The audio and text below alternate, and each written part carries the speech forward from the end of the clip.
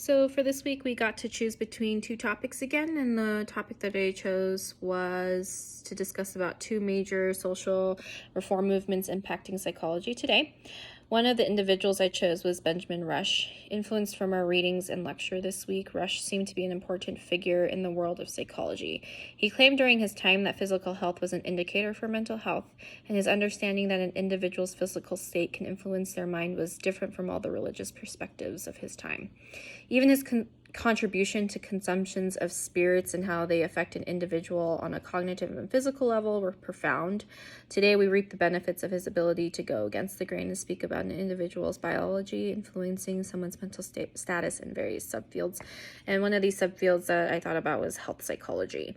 I also chose Margaret Sanger and her fight against or fight for women's rights, which is still very much prevalent today in today's society.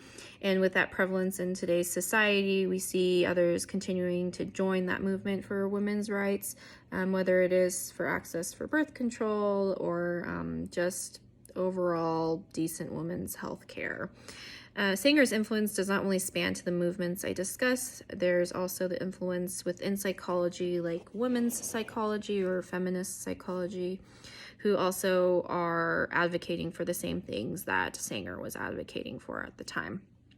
Other group members who chose this topic went over Dorothea Dix, who set up 32 mental hospitals after she saw the heinous situations that were going on and the way that the patients were being treated in some of these institutions.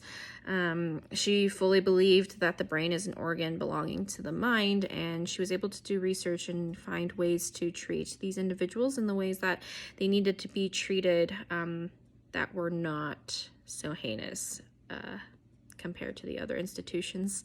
And then there was also Pinnell, who brought up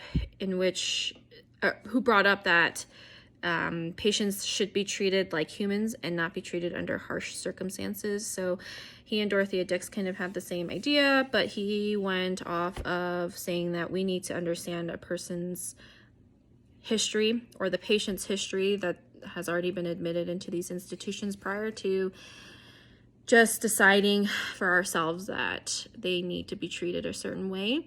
And so it just kind of, you see this in the medical world as well with people's patient medical history, but also, like within even psychology, you see that psychologists have to also have like a patient history or way of recording patient history in order to treat people. So these people really did start something big within psychology on many levels, and that's my takeaway for this week. Thanks, guys.